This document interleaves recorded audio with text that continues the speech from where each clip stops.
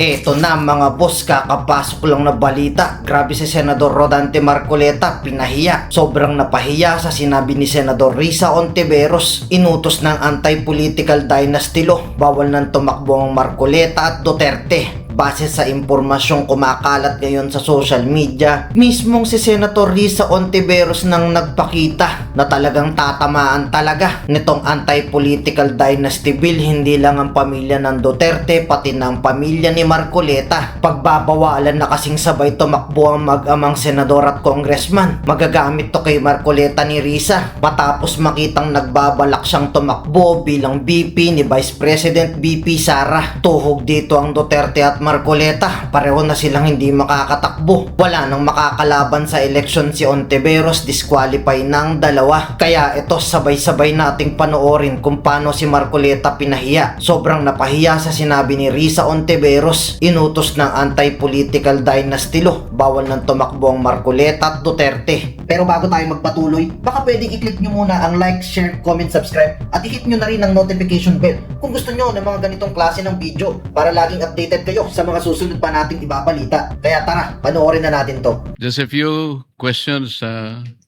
Mr. President. Yes, gladly, Mr. President. Thank you. Madam Sponsor, Section 3 of this bill defines relative as referring to a person within second civil degree of consanguinity or affinity, whether legitimate or illegitimate, full or half blood. What is the basis of this definition?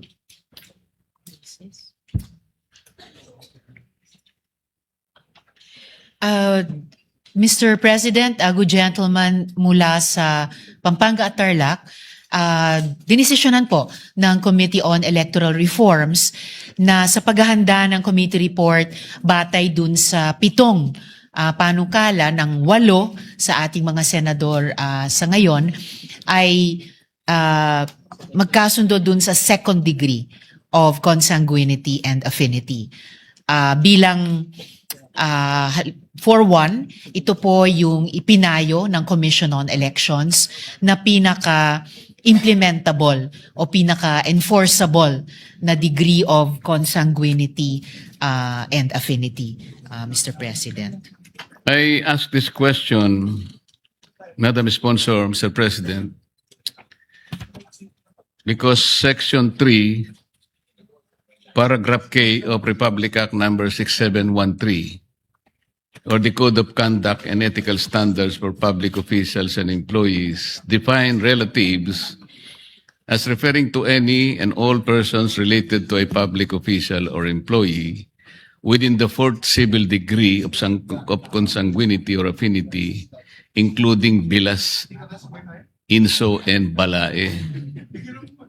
Why does the proposed measure depart from this definition, Madam Sponsor?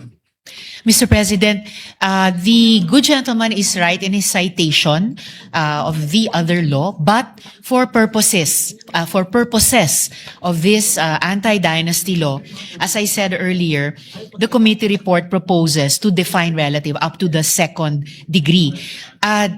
In spite of the fact also, Mr. President, na yung sariling bill nitong representasyon at nung isa pang author, si Senator Robin, ay nagpanukala ng ban hanggang sa 4th degree of consanguinity.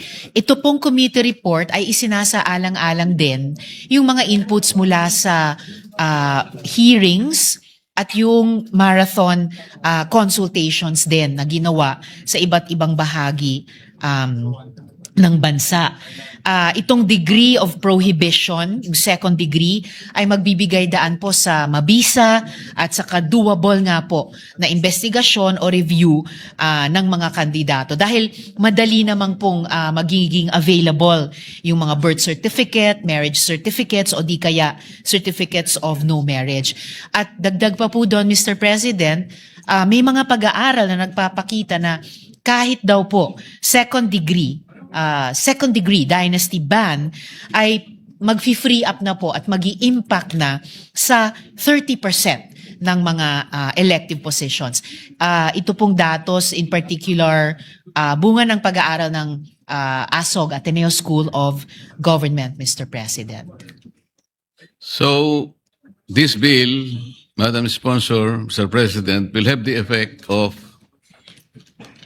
amending the definition of relatives under Republic Act 6713. Oh, we are not changing, Mr. President. Hindi po natin binabago ang definisyon ng relative sa ibang mga batas. Dahil gaya po ng nabanggit ko kanina, ang definisyon ng relative dito sa panukalang ito ay lamang para sa for purposes of this act, Mr. President.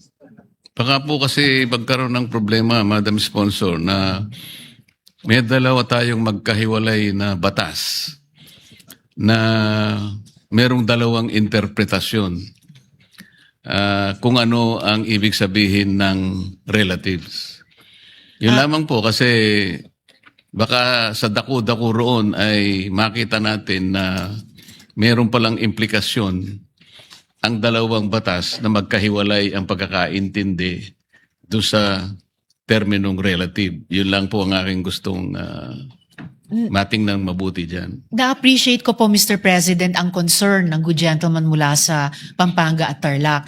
Pero hindi ko po sineshare yung pag-aalala nila dahil po yung definition po ng relative sa panukalang ito ay para lamang dun sa scope ng prohibition tungkol sa political dynasties. Samantalang mas sumasaklaw yung dun sa sinight ng good gentleman dun po sa Code of Conduct for public officials. And pwede po tayong mag-introduce ng omnibus provision later on na sasabihin explicitly na itong definisyong ito ng relative ay hindi po nag-aamyenda sa ibang mga batas. Dahil particular lamang po ito sa purposes nitong act, Mr. President. Totoo po yun, ngunit ang aking kinatatakot dito, itong mas malawak na kahulugan ng relative sa 6713, ang layunin niya ay para sa ganon yung aplikasyon ng batas ay mas malawak.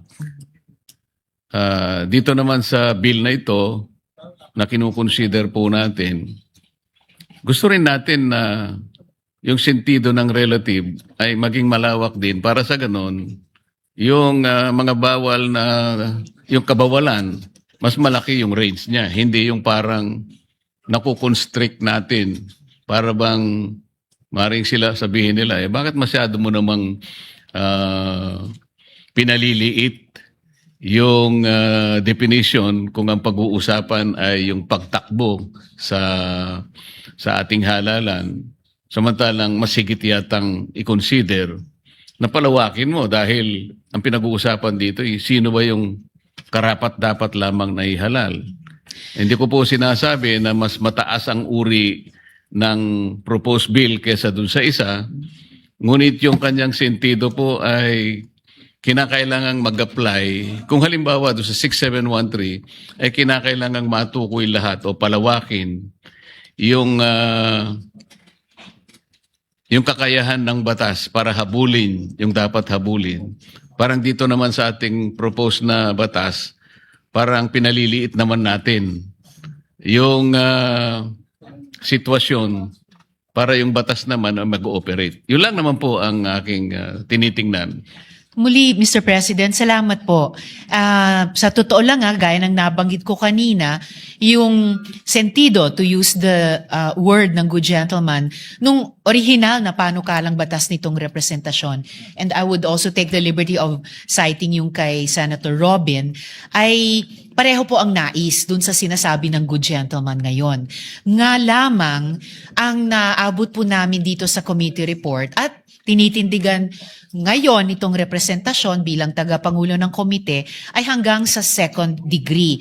Dahil nga po, sinaalang-alang yung mga inputs at feedback dun sa hearings at saka consultations dahil mismo ang COMELEC ay nagsabi na yung second degree ang sabi pa nga po nila, Mr. President, good gentleman, the only enforceable option at magbibigay daan na rin sa effective at doable na investigation o review. At yun na nga po na kahit dito pa lang sa pag-ban ng dynasty to the second degree of consanguinity and affinity ay makaapekto na sa halos 1/3 ng mga elective positions. So kumbaga, hindi siya walang kwenta. May kwenta po siya, Mr. President. So at tingin po nitong representasyon, pwede pong mag-coexist ng magkatabi yung Code of Conduct at itong panukala na tinatalakay natin ngayon para sabihin na beyond the second degree of consanguinity and affinity, at least for now, kung ito po yung unang batas natin sa anti-political dynasty na maipapasa, na hindi magiging unethical by the sentido nung batas na binanggit ng good gentleman ang pagtakbo o pagsilbi sa public elective positions. Pero for the purposes of this act, ang ipagbabawal po ay hanggang sa second degree po, Mr. President. Meron po bang pag-aaral na ginawa, masusing pag-aanalisa na ang kabawalan lamang ay nahangga sa second civil degree of consanguinity or affinity na napalitaw na kapag ka third degree halimbawa o fourth degree, wala nang masyadong evil na ina-address. Sa makatwid, pagka nasa fourth degree of consanguinity ka na or affinity, napatunayan po na talagang kukunti na lang ang maaaring masama na idudulot ng political dynasty. Nagkaroon po tayo ng masinsinang pag-aanalisa o merong nagawang isang pag-aaral na talagang nakita natin. Pagka pala hanggang dalawa lang, okay na. Yung third degree, yung ibabawal lang pala hanggang sa second degree. Pero pag third degree na, malaya na kasi wala na, malinis na pala eh. Second degree, lalong mas malinis na. Kaya pabayaan na natin, hindi na masasakop ng political dynasty. Okay lang po bang malaman kung nagkaroon ng talagang malawakang pagsusuri sa bagay na ito? Actually, Mr. President, una wala namang claim na wala ng evil, no? Wala ng harm yung involved sa fourth degree dynasties. Nga lang na napatunayan na yung second degree of consanguinity and affinity na prohibition ay workable. Binasa nga po namin sa position paper ng COMELEC na nagsabing may administrative difficulties in enforcing beyond the second degree. Gayon din po, Mr. President, good gentleman, yung mga resource persons mula sa Lente at mula nga po sa Ateneo de Manila University among others ay nagsabi na batay sa kanilang mga pag-aaral, mayroon na pong meaningful change dun sa pagsisimula sa pag-prohibit sa dynasty sa second degree of consanguinity dahil ayon nga sa kanilang mga pag-aaral, 30% of seats ay ma-free up na. Of course po, yung ibang mga resource persons ay nagsabi ding ideal, perfect sana na anti-political dynasty law kung hanggang talaga sa fourth degree of consanguinity. Lamang, sabi din nga po ng COMELEC, pag lumampas tayo sa second degree, kahit third degree or lalo na fourth degree at this point in time, sa unang anti-political dynasty bill na hari nawa maipapasa natin into law, na baka ma-overwhelm yung electoral system natin. Dun pa lamang sa pag-check at counter-check ng mga birth certificates, certificates of marriage o SENOMAR, dun sa mga mapaghihinalaan na mag-e-establish ng dynasty relationship kung sila ay sabay-sabay o di kaya overlapping na tumakbo o magsilbi sa ating gobyerno, Mr. President. Kaya siguro yung isa pang punto dito sa tanong ng good gentleman, Mr. President, ay nabanggit ko rin dun sa sponsorship speech na ang isang batas na workable kahit hindi siya perpekto o ayon sa ating ideal o perfect version ng isang anti-dynasty bill ay ginagawang posible ang mas thoroughgoing o mas malakas pang batas sa hinaharap, Mr. President. So, Madam Sponsor, talagang kaya lang natin sinet lang sa second degree of consanguinity and affinity para lang maumpisahan natin. Isa po yon, Mr. President, para maumpisahan, pero sa isang hakbang na hindi lang for compliance, hindi isang hakbang na walang kwenta, pero may kwenta naman. Dahil nga po sa mga pag-aaral ng ASOG, ng Lente, na kahit hanggang second degree lang muna ang maisabatas, 30% na, 3 na sa bawat 10 elective positions ay mafi-free up, Mr. President. At wala pong nagpipigil sa mga susunod na kongreso na batay sa karanasan dito sa isang unang batas at mga leksyon natin dito, evaluation sa implementasyon nito, ay mag-file ng mga susunod na panukala na mag-aamyenda at magpapalakas pa po dito, Mr. President. Mr. President, Madam Sponsor, sa Section 3 pa rin ng bill, paragraph D, dinefine po natin yung partnerships without the benefit of marriage as referring to common law relationships between two persons who cohabit, declare, or present themselves to the public as a couple without marriage. It shall include civil unions, unions without marriage under Articles 147 and 148 of the Family Code, and any other contractual agreements similar to marriages or civil unions. For purposes of this act, parties in a partnership without the benefit of marriage shall be treated as spouses, as defined above.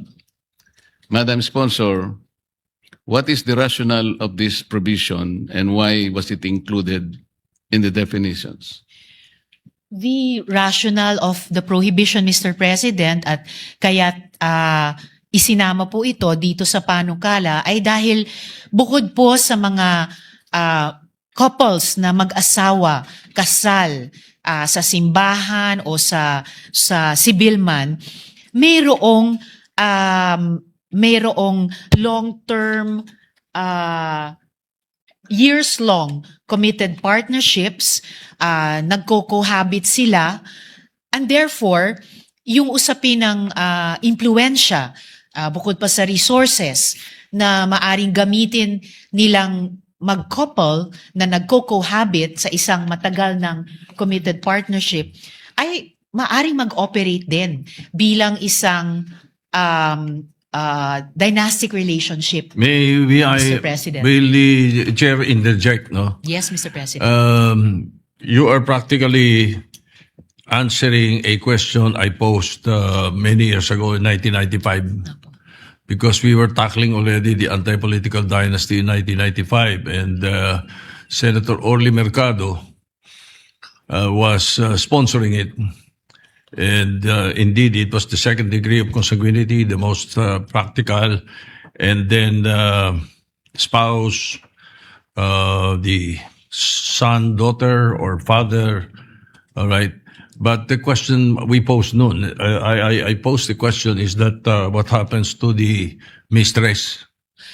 You know, because you are disenfranchising the wife and the relatives, but the mistress can run and take over the position, di ba? And so actually the debate stopped there because Senator Gonzales, Neptali Gonzales, who was presiding, interjected when Senator Orly Mercado answered by saying, let's put it in the law.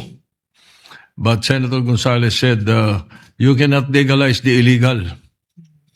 And that was where we stopped. It has never been taken up until now. So perhaps this is your answer to that particular problem, no? Perhaps, Mr. you are President. incorporating the common law wife. Yes, exactly, Okay. Mr. Well, President. perhaps I can take off from this tomorrow after during my interpellation. Anyway, go ahead. Salamat, Mr. President. If I may So add, I am just Mr. giving the President. background on that Opo. particular reason. Opo, maraming salamat po, Mr. President. And if I may, good gentleman, dagdag lang po dun sa paalala ni Mr. President, the bill really treats these partnerships as spouses to prevent the use of common law relationships as a loophole to circumvent the provision. Kung hindi po, yung mga nasa de facto relationships, pwede po nilang lusutan yung prohibition kahit na yung mga panganib ay nandoon and nandoon in the same way as for married couple. So, hindi po natin nililegalize iyon kasi wala naman sa panukalang ito ay naglilegalize doon. Sinasabi lang po natin na nahuhulog din po siya sa scope ng prohibition, Mr. President. Good gentleman. Mr. President, tama po yung inyong paghahalimbawa kanina. Paano po kung tatlo yung mistresses? Sana po dito sa chamber natin, Mr. President, wala naman pong ganun. Alam ko wala naman po yata. Hindi Dahil nga lahat po, po sila hindi po mabubuti. nalilegalize pero parang nai-encourage. Kasi po, Mr. President, paano po, sino po, sinabi natin cohabitation is one of them. Sino pong magdidetermine na merong cohabitation? Yung kapitbahay? Yung barangay kapitan? Kasi kahit na po sino, Mr. President, ikaw nagko-cohabit kayo. So, hindi sa ngayon, masasama siya sa prohibition, hindi ba? Pwede niyang sabihin ngayon para lang hindi makalaban sa barangay, halimbawa. Tama po kayo, Sino Mr. po President. ang magdidetermine Yes po. nung factual situation ng cohabitation? Yung korte po ba? Yung administrative agency? O yung mga partido, Mr. President, sa pamamagitan ng affidavit?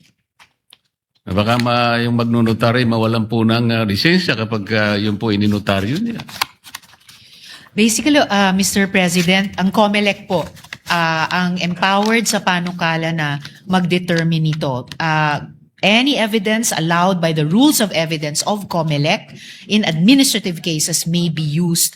Yung standard of proof ay dapat substantial evidence in accordance sa iba pang administrative proceedings before the COMELEC. Nakalagay po ba Mr. sa panukalang batas sa cohabitation, Mr. President, 6 months, 1 year, 5 years, para lang masabi na cohabitation? Nakalagay po ba yun? Wala pong nakalagay na period of cohabitation, Mr. President, para i-establish Baka yung maging arbitrary cohabitation po na yun. kung wala. Dapat siguro, at least meron man lang period. Yes, Mr. President, at the proper time, bukas po itong representasyon sa proposed amendment kaugnay niyan. Meron pong nakalagay rito sa bill na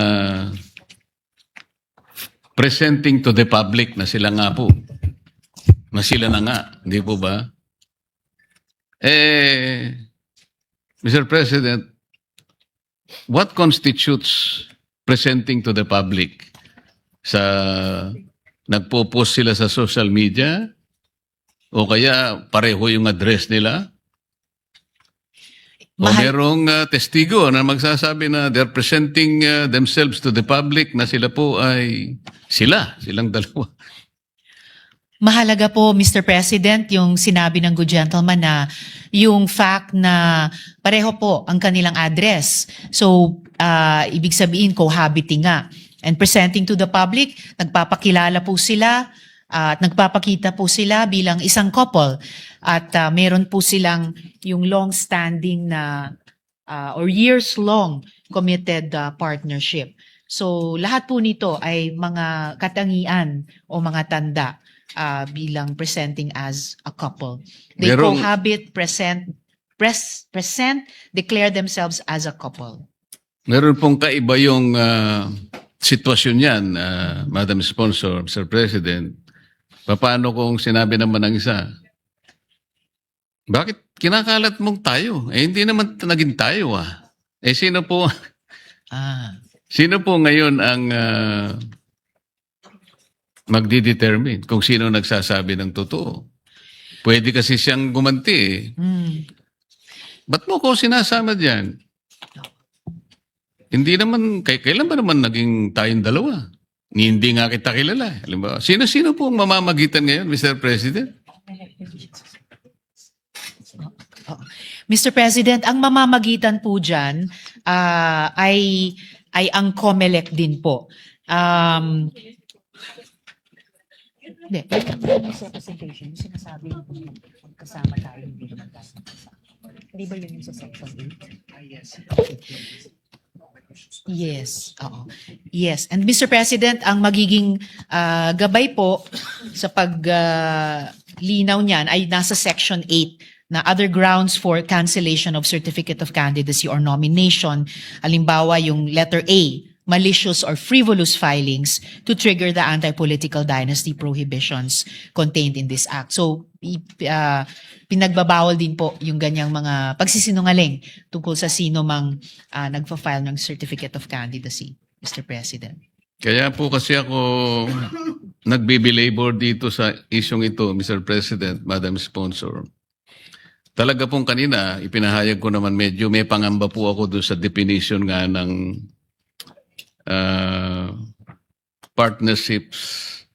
Kasi po, doon sa Section 3, paragraph D, nakasulat naman yung parties in a partnership without the benefit of marriage shall be treated as spouses.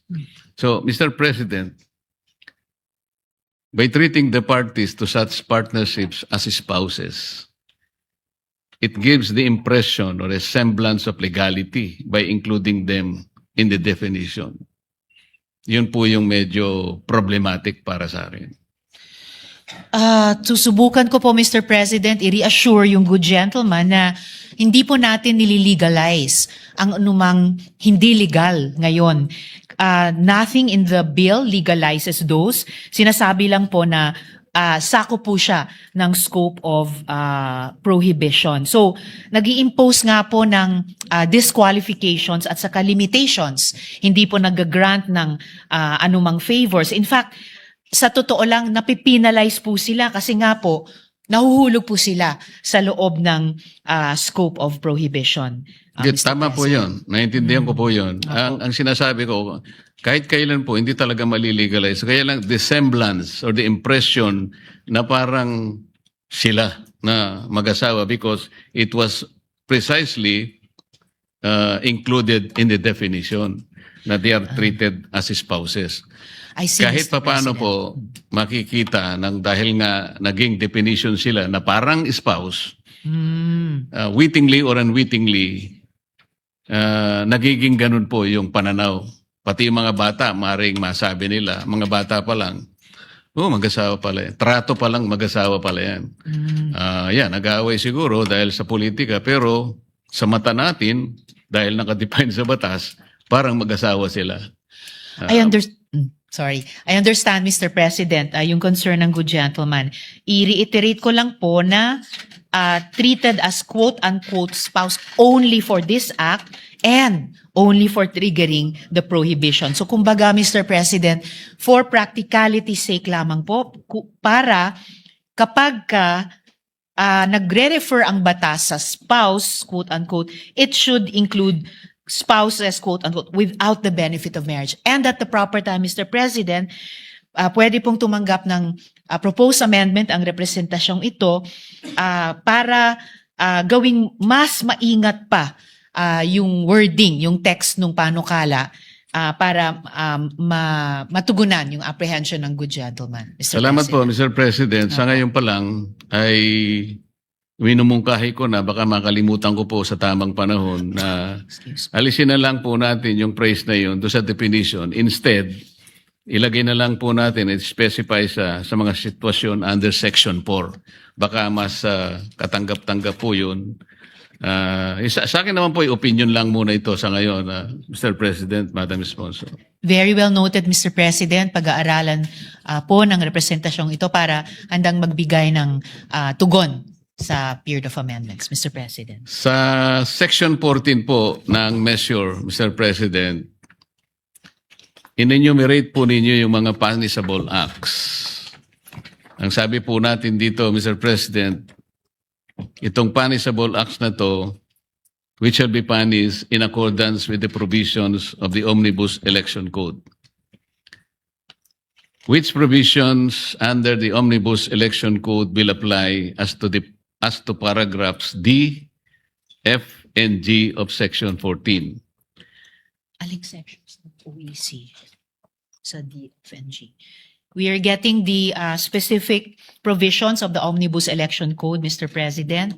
Yun Para pong makatugon. yun po munang paragraph D, Madam Yes. Sponsor, ay ito pong nakalagay, malicious or frivolous filings to trigger the anti-political dynasty prohibitions contained in this act. Yun naman pong letter F, resigning as elective office for the purpose of enabling a spouse or relative to assume or seek such position in contravention of this act. At yung G, any other willful act to allow the existence or perpetuation of political dynasty relationships as provided under Section 3B of this act. Ang tanong lamang po, ano pong provision ng Omnibus Election Code ang mag-a-apply dito sa tatlong talata, ay itong tatlong provisions po na binanggit natin? Okay, thank you. Yes, Mr. President, and dito na po yung relevant provisions sa Omnibus Election Code.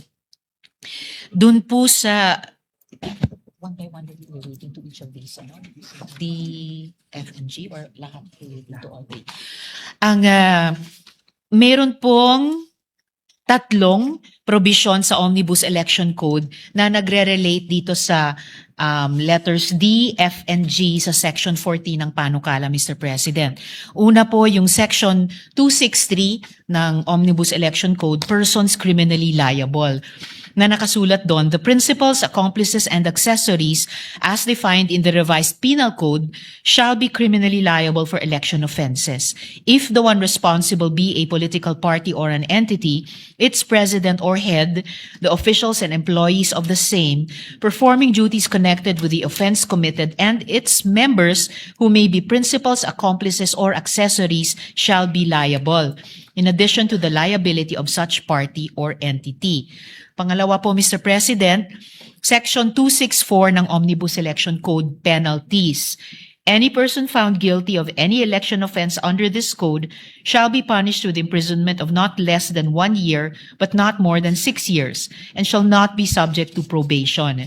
In addition, the guilty party shall be sentenced to suffer disqualification, to hold public office, and deprivation of the right of suffrage.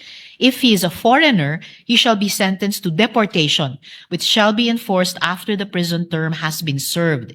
Any political party found guilty shall be sentenced to pay a fine of not less than 10,000 pesos, which shall be imposed upon such party after criminal action has been instituted, in which their corresponding officials have been found guilty.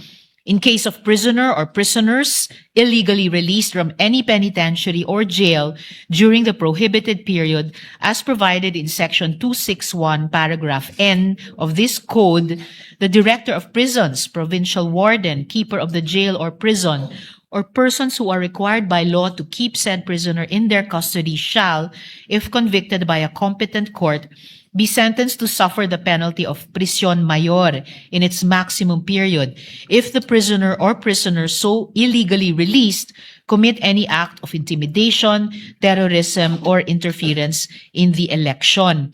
Any person found guilty of the offense of failure to register or failure to vote shall, upon conviction, be fined 100 pesos. In addition, he shall suffer disqualification to run for public office in the next succeeding election following his conviction, or be appointed to a public office for a period of 1 year following his conviction. And lastly, Mr. President, Section 265, prosecution. The Commission shall shall, through its duly authorized legal officers, have the power, concurrent with the other prosecuting arms of the government, to conduct preliminary investigation of all election offenses punishable under this code and to prosecute the same. In sum, Mr. President, the penalties for election offenses under the Omnibus Election Code will also apply to the offenses under our bill, Mr. President. Mr. President, I took note of those provisions. These are all encompassed under sections 263 and 264 of the Omnibus Election Code. But I also note, Mr. President, that these offenses only apply as defined under the Election Code. To my mind, Mr. President, the Election Code does not yet cover the prohibition on political dynasty relationships. That's the problem there.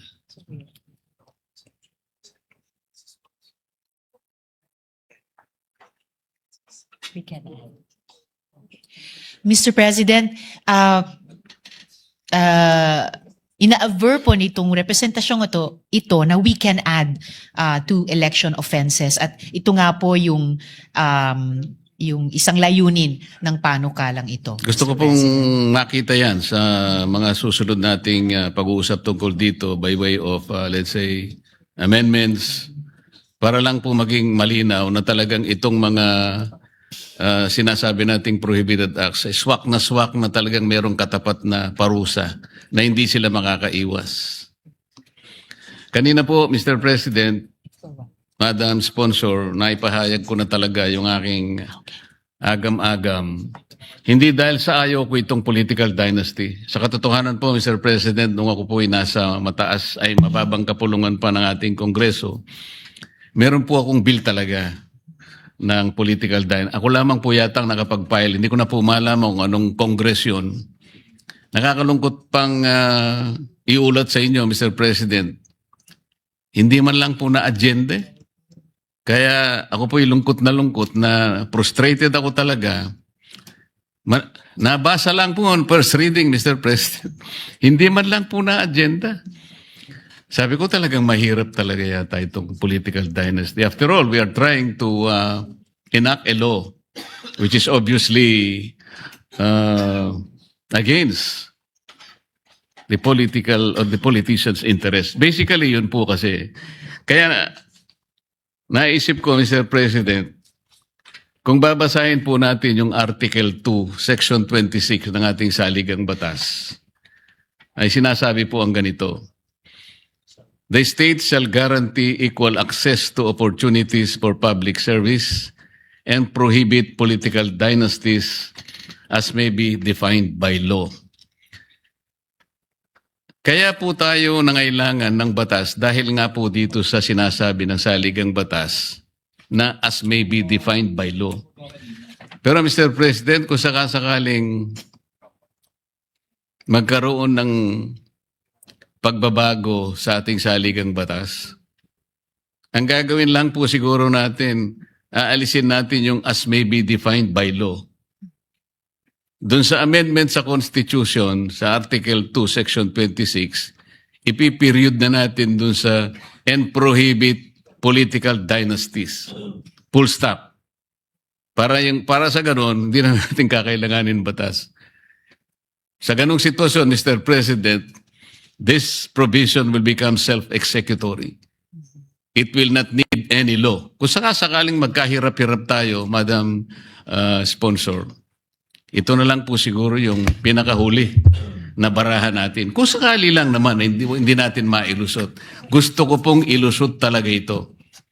Ako po talaga'y nagpanukala ng batas na tungkol dito sa political dynasty. Pero sa akin nga pong frustration, hindi man lang po na-agenda ng committee secretary. At tanungin ko po yung chairman, nginitian po niya ako, Mr. President. Hanggang doon na po. Natapos na po kami ron. Maraming salamat po, Mr. President. Madam Sponsor, sa inyo po. Salamat din po, Mr. President, sa good gentleman mula sa Tarlac at Pampanga. Huling tugon na lamang po sa kanilang huling sinabi. Actually po sinalaysay nung pagdinig nung mga resource persons na pinagdebatihan ngayon nung mga pagdinig ng Constitutional Commission.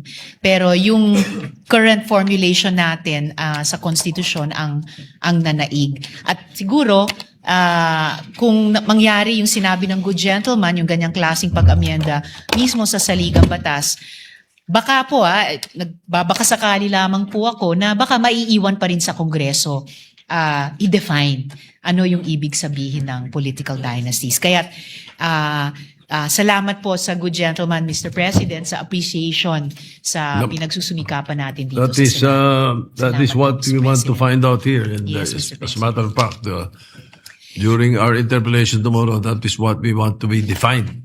What do you mean by political dynasty? Yun ang pinakamahalaga. Ngayon, kayo bilang Pilipino, ano ang masasabi nyo at reaksyon sa balitang ito? Mag-iwan kayo ng komento sa ibaba at atin niyang babasahin isa-isa.